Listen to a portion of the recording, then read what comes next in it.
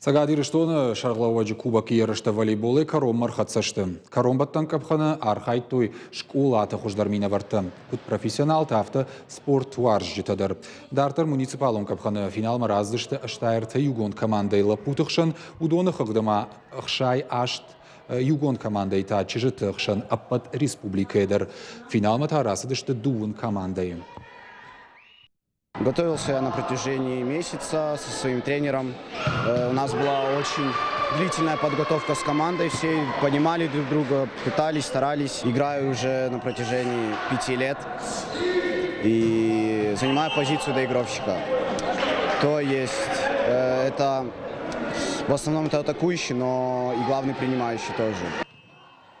Мазалы шерагнышан филдер фашивадыр гомраждахы насы спорты хужма удонық шанай апара хатканын уйма ераштыл бакушын.